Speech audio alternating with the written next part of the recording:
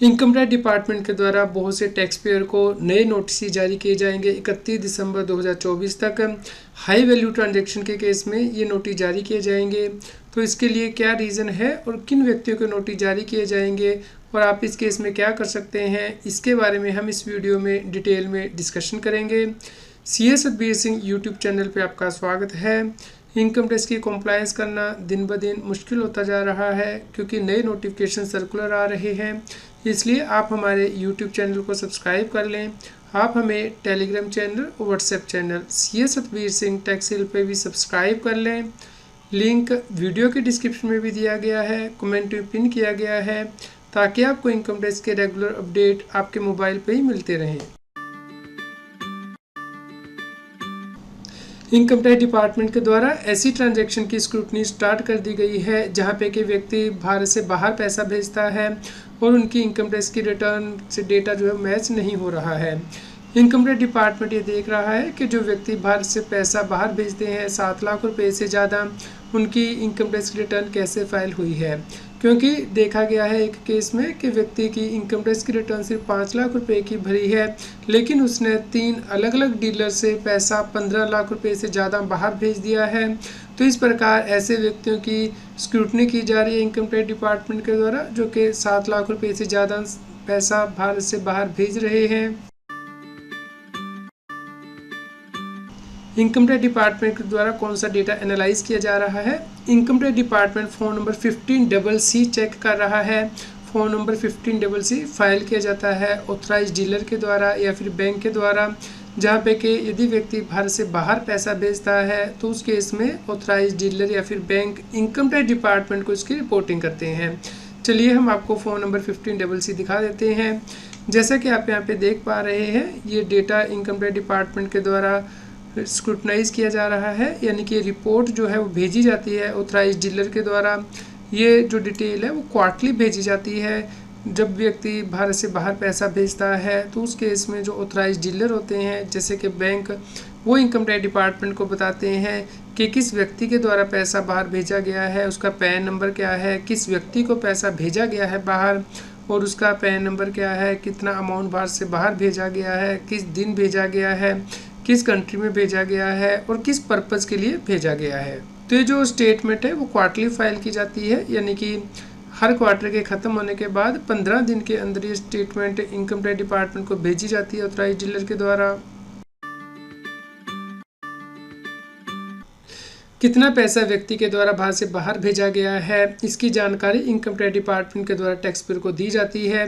Tax payer income tax के portal पे AIS में जाके ये डेटा चेक कर सकते हैं। तो ये डेटा कलेक्ट किया जाता है 15CC से, या फिर जो TCS की रिटर्न फाइल की जाती हैं, यानी कि जहाँ पे कि व्यक्ति 7 लाख रुपए से ज़्यादा का अमाउंट भारत से बाहर भेजता है तो उसका TCS कलेक्ट कर लिया जाता है ऑथराइज डीलर के द्वारा और उसके बाद इसकी रिपोर्टिंग की जाती है। तो आप अपने 26AS और AIS में इसकी रिपोर्टिंग चेक कर सकते हैं इनकम टैक्स के पोर्टल पे। तो इनकम टैक्स डिपार्टमेंट के बाद 2016 से ये इन्फॉर्मेशन अवेलेबल है कि किस व्यक्ति ने कितना पैसा भारत से बाहर भेजा है। तो इस केस में इनकम टैक्स डिपार्टमेंट नोटिस जारी कर सकता है यदि उन्होंने अपनी इनकम टैक्स की रिटर्न सही से फाइल नहीं की है। लेकिन इनकम टैक्स का नोटिस किस सेक्शन के अंतर्गत इशू किया जाएगा, इसके लिए कोई सर्कुलर या फिर नोटिफिकेशन नहीं है। इनकम टैक्स में बहुत से सेक्शन है जिसके अंतर्गत के इनकम टैक्स ऑफिसर आपसे इन्फॉर्मेशन मांग सकता है, जैसे कि इनकम टैक्स एक्ट के अंतर्गत सेक्शन 133 है जिसके अंतर्गत के कोई इंक्वायरी या फिर प्रोसीडिंग के लिए इनकम टैक्स डिपार्टमेंट आपसे इन्फॉर्मेशन मांग सकता है। इसके अलावा सेक्शन 131(1)(a) है जिसके अंतर्गत के यदि कोई एविडेंस चाहिए इनकम टैक्स डिपार्टमेंट को या फिर कोई डॉक्यूमेंट चाहिए तो आपसे वो मांग सकता है। इनकम टैक्स एक्ट में सेक्शन 142 भी दिया गया है जहाँ पे कि असेसमेंट करने से पहले इंक्वायरी की जाती है और उसके बाद इनकम टैक्स ऑफिसर सेक्शन 143 के अंतर्गत भी नोटिस जारी कर सकता है कि आपकी जो इनकम टैक्स की रिटर्न है उसकी डिटेल में स्क्रूटनी की जाएगी। इनकम टैक्स डिपार्टमेंट के द्वारा नोटिस सेक्शन 148A और 148 के अंतर्गत जारी किया जा सकता है। अब इन सेक्शन के अंतर्गत जो टाइम लिमिट है नोटिस को जारी करने की वो बदल चुकी है। तो अब यदि इनकम टैक्स डिपार्टमेंट को लगता है कि किसी व्यक्ति की इनकम स्केप हो गई है असेसमेंट से और वो 50 लाख से कम है, तो उस केस में रेलेवेंट असेसमेंट ईयर के ख़त्म होने के बाद 3 साल 3 महीने तक कभी भी नोटिस जारी किया जा सकता है। लेकिन यदि जो इनकम स्केप हुई गई है असेसमेंट से वो 50 लाख रुपए से ज़्यादा है तो उस केस में रेलेवेंट असेसमेंट ईयर के ख़त्म हो जाने के बाद 5 साल 3 महीने तक कभी भी नोटिस जारी किया जा सकता है इनकम टैक्स डिपार्टमेंट के द्वारा। तो इस प्रकार यदि किसी व्यक्ति ने फ़ोन रेमिटेंस की है 50 लाख रुपए से ज़्यादा तो उसका केस रीओपन किया जा सकता है, इनकम टैक्स डिपार्टमेंट के द्वारा असेसमेंट की जा सकती है। इसके लिए 5 साल 3 महीने का टाइम होता है इनकम टैक्स डिपार्टमेंट के पास रेलेवेंट असेसमेंट ईयर के ख़त्म होने के बाद।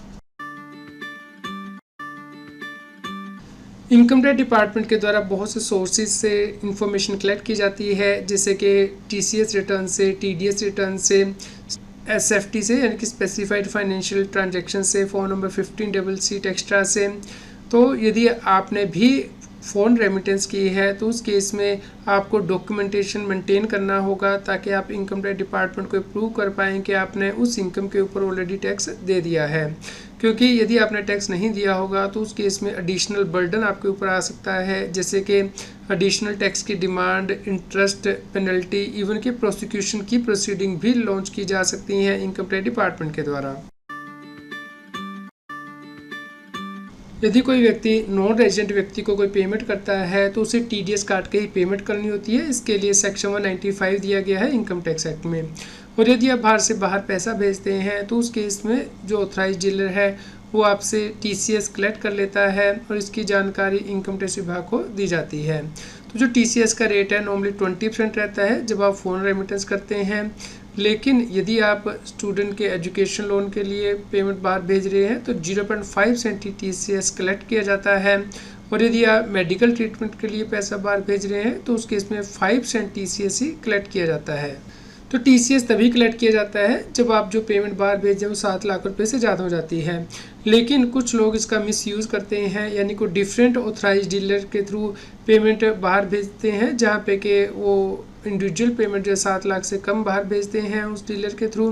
तो इस प्रकार इनकम टैक्स डिपार्टमेंट जब ऐसे डीलर से कलेक्ट करता है इन्फॉर्मेशन तो उन्हें पता चल जाता है कि किस व्यक्ति ने कितनी पेमेंट बाद से बाहर भेजी है इन एग्रीगेट।